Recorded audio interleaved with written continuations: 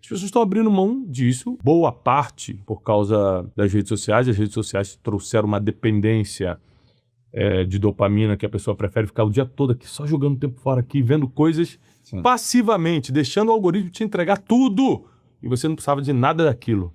Aí você só fica mais triste, mais depressivo, se comparando com todo mundo. Eu vou te fazer uma pergunta importante. Volta até julho. Mudou alguma opinião de lá pra cá? Cara, dificilmente eu mudo opinião, porque eu procuro não dar opinião. Eu só falo aquilo que está escrito e aí não tem como mudar. Como eu sou teólogo de formação, eu aprendi uma coisa. Se você falar que está dando certo há milênios, você nunca vai ser contestado. E se alguém quiser te contestar, vai ter que contestar a fonte, não você. Então, dificilmente eu dou uma opinião. O que você acha da política no país? Não sou cientista político, não tenho opinião sobre isso. Toda pessoa que quer ter opinião sobre tudo, tem alguma coisa errada com ela. E pessoas que geralmente querem ter opinião sobre tudo, não entendem nada, por isso tem opinião sobre tudo, porque quem é inteligente e tem sabedoria tem poucas opiniões na vida, ou nenhuma. Geralmente essas pessoas que querem opinar sobre tudo são extremamente inflexíveis. Ou seja, só a opinião dela que vale. Quando você dá a sua, ela se fere a ponto de rebater e, às vezes, violentamente. Então, eu tenho entendido, Joel, ao longo dos anos, conquistando porções de sabedoria diária para você ir acumulando, né? Sabedoria, ela vai sendo acumulada, ela vai gerando uma energia. Sim. Que aí as pessoas falam, pô, do nada o cara conquistou um monte de coisa. Não, é o acúmulo de um monte de energia. Uma delas, a sabedoria. Que eu chego à conclusão que não adianta muito você ter opinião sobre coisas. Você precisa acreditar em fatos, passar para frente informações que são milenares e ponto final. Porque a minha opinião não importa muito. Às vezes eu tenho uma opinião sobre um esporte e eu subo minha opinião agora, seja qual esporte for, vai ter 10 mil comentários me batendo porque as pessoas têm opiniões diferentes. Exato. Para que eu vou ficar discutindo opinião? Se opinião não é fato. Não tem fonte científica, não tem, é só o que eu acho. Eu vou ficar discutindo o que eu acho. Vou ficar discutindo o que você acha. Que é outra ignorância que as pessoas têm. Entrar no perfil dos outros, vai ficar discutindo a opinião dos outros. Eu não tenho perda de tempo. É perda de tempo. É muita perda de tempo. Mas é que a gente tá vivendo uma crise de inteligência muito grande.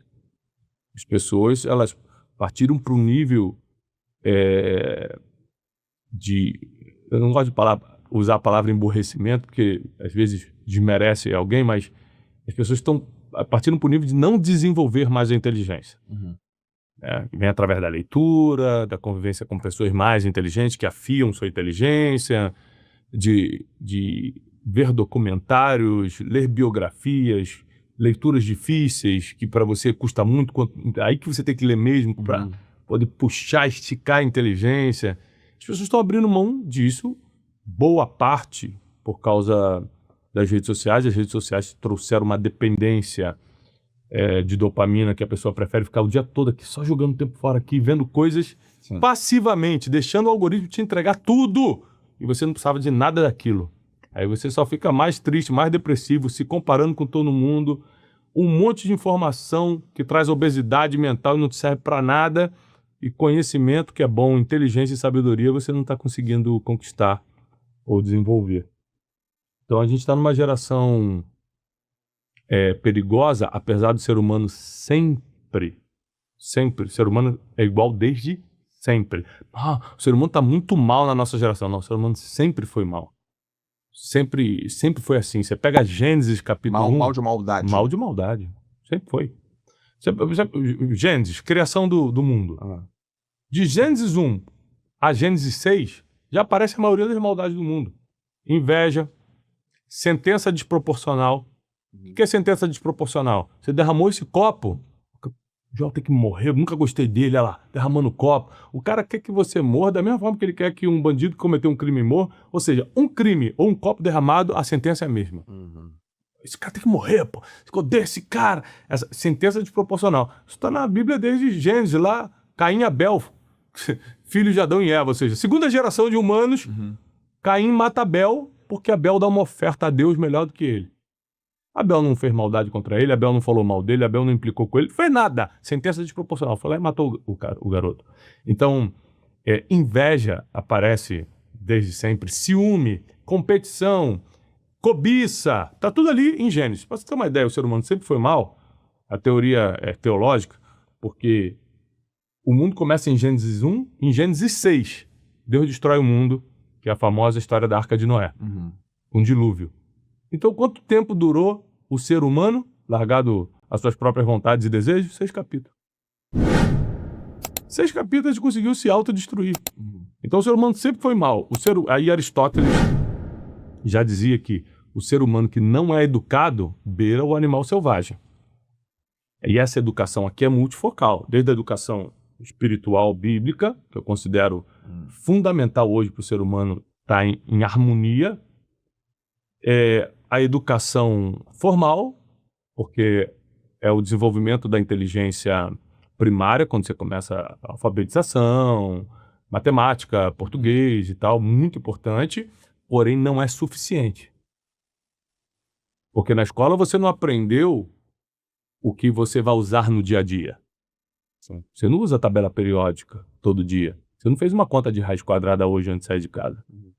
Mas você aprendeu isso na escola. Agora, lidar com pessoas é todo dia, lidar com a própria emoção é todo dia, lidar com dinheiro, seja muito, seja pouco, é todo dia.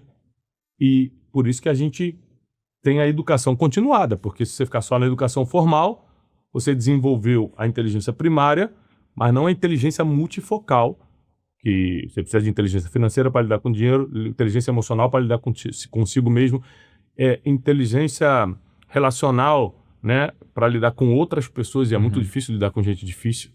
Lidar com gente fácil, gente amorosa, é mais fácil. Lidar com gente difícil. Você precisa de múltiplas inteligências. Então, até quando a gente fundou o Instituto Destiny, você está falando quando eu quebrei, né, eu recomecei de 2014 para 2015 com o Instituto Destiny, focado no seguinte: como é que eu faço para as pessoas não sofrerem o que eu sofri? Elas vão ter que aprender o que eu não sabia. E aí eu fundei um Instituto de Educação multifocal. Ou seja, você precisa aprender emoções, você precisa aprender a lidar com dinheiro, você precisa aprender a criar filho, a lidar com relacionamentos, com casal, com casamento. Você precisa dominar princípios milenários. Por exemplo, a gente só consegue manter o relacionamento que a gente mantém, de amizade e tal, porque ambos praticamos os mesmos princípios. Vamos falar de um princípio milenar aqui, que é o princípio da verdade. Eu minto 1, 2 vezes para você, acabou a nossa amizade. Então a gente só é amigo porque a gente partilha dos mesmos princípios milenários. Sim. Entendeu? E muita gente sonha em fazer algo relevante na vida, mas não entende o que é necessário ser feito para isso acontecer. Né? Às vezes é um playbook ali, cara. Segue isso aqui, ó. Cumpre os princípios. Casamento é assim. Quem fez curso de casamento para casar? Ninguém. Me apaixonei e vou casar. E começam os problemas.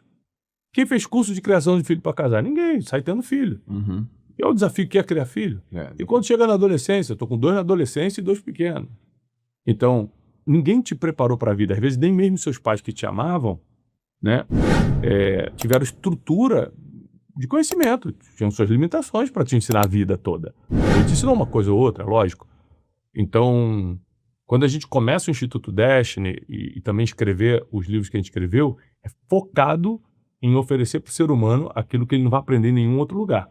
Provavelmente não aprendeu na família, com certeza não aprendeu na escola, então a gente está aqui posicionado para poder ajudá-los a entender e praticar os princípios para ter uma vida mais leve. Não dá para levar uma vida fácil, não dá, na Terra não.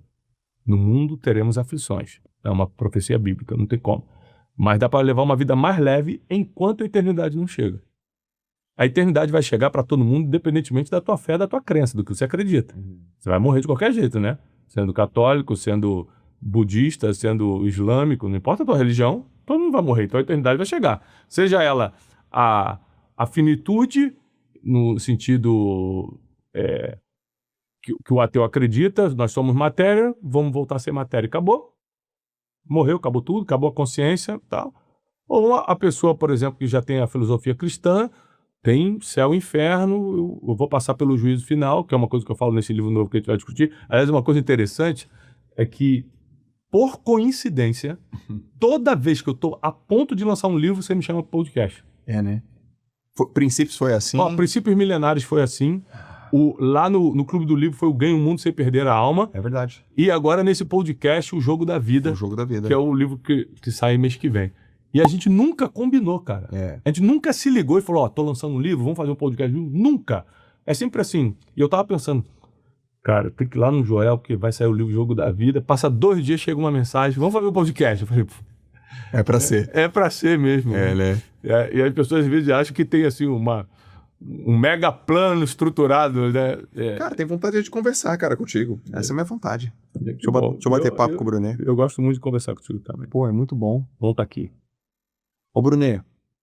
Tá, então você não mudou de opinião, entendi. Você já me falou isso também, você segue o que tá na doutrina, você sabe o que tá no princípio, que tá no livro, e você segue ipsilitri, né? Você segue by the book. Você mudar uma vírgula, né? Eu sigo o que tá escrito, e se por acaso, como já aconteceu algumas vezes durante a minha vida, de eu me desviar daquilo que tá escrito, cometer algo que é condenável, aí eu uso a própria escritura para resolver. O que ela diz, né? E aí o que ela fala? Reconhece rápido que errou. Pede perdão, se arrepende e não volta a fazer. Então, por exemplo, se eu quebrar qualquer princípio, como já aconteceu, eu sou ser humano, ninguém é perfeito. Sim. Sei lá, mentir pra você, cara. Aí eu tenho que te ligar. Passar pela vergonha do... Cara, aquilo que eu te falei, cara, não é isso. Desculpa. Porque é diferente você mentir e ser um mentiroso. A Bíblia faz diferença dessas pessoas. Você cometer pecado e viver no pecado. É uma diferença muito grande. Então, Deus, ele perdoa os pecados, principalmente, aliás, somente os que você se arrependeu e abandonou, mas ele condena a vida pecaminosa. As pessoas confundem isso. Sim. Né? Tem muita gente que fala assim, rapaz, aquela fulana tocou o terror, fez tal, posou pra Playboy, fez não sei o quê, papapá, e hoje é lá, tá dando uma de crente no Instagram. É isso mesmo. É isso mesmo, a pessoa viveu a vida que quis, um dia encontrou a verdade, falou, agora eu vou viver uma vida diferente. E João 4, o Evangelho de João, capítulo 4, nem sei por que a gente tá entrando nesse assunto. É porque essa é a tua vida. É pra entrar, às vezes é pra alguém que tá precisando em casa. João capítulo 4, Jesus encontra com uma mulher pecadora no poço, em Samaria. Você imagina que a gente está falando de 2000 anos atrás. Essa mulher toda espiritualizada, vários conceitos religiosos. Ela fala para Jesus assim, você é maior do que o nosso pai Jacó? Ou seja, está se fazendo filha de Jacó, os patriarcas de Israel, né? Abraão, Isaac e Jacó. Para falar que vai tirar água e essa água vai ser água viva, que Jesus falou, se você me der um copo de água, eu te dou água viva. Aí depois, quando Jesus começa a conversar com ela, ela fala o seguinte, olha, nossos pais adoravam nesse monte, mas vocês judeus, que Samaria não se dava com os judeus, né? Era uma outra região, dizem que tem que adorar lá em Jerusalém, e a gente também está esperando o Messias. A mulher tinha todo o conceito religioso, estava dentro dessa estrutura, só que há 2000 anos ela tinha tido 5 maridos e o 6º que ela estava agora não era dela. Se hoje em 2026 está tudo liberado, já seria meio escandaloso isso, você imagina 2000 anos no Oriente Médio. E aí, Jesus fala assim para ela, chama lá teu marido. Ela falou assim, eu não tenho marido. Ele falou, bem disseste, porque 5 já tiveste, e o que você está agora não é teu. Ou seja, é marido de outra. E essa mulher se arrepende quando Jesus faz esse confronto em amor, porque todo confronto genuíno, bíblico, espiritual é em amor, nunca é acusatório. Quem bota o dedo na cara é o acusador, e o acusador na Bíblia é o diabo. Então, quando é confronto divino, é amor. É confronto, mas é amor. Ele fala assim, chama lá teu marido, esse foi o confronto. Ela falou assim, eu não tenho marido, aí Jesus fala, é verdade, porque o que está agora não é contigo. Aí ela responde assim, vejo que és profeta. Ela podia ter falado, quem é você para falar assim comigo? E o que você sabe da minha vida? Como a gente literalmente leva a nossa vida emocional quando alguém toca numa ferida nossa. Sim. Quando Jesus percebe o arrependimento dela, aí ele entra na salvação. Inclusive se revelando como Messias. Ele falou assim, eu sou o Messias que você diz que está esperando. No outro dia, Joel, a mulher já está pregando na cidade. Lembrando que naquela época a mulher não podia fazer nada, tirava água no poço. Sim. No outro dia, a mulher que levou a vida toda fazendo o que queria, No outro dia, já era o que a gente chama de missionário. Estava pregando na cidade de Samaria, e a Bíblia diz que a cidade quase inteira se converteu. Então, a gente foca muito no passado das pessoas, e Jesus está focado muito no futuro. Portanto, que você passe por esse processo aí de, cara, se eu quebrei um princípio, reconheci agora, esse reconhecer a gente chama de graça divina. Quem alcançou a graça divina, na verdade a graça nos alcança, a gente rapidamente reconhece o nosso estado e fala, cara, eu estou errado nisso aqui, Sim. ou eu posso melhorar muito isso aqui,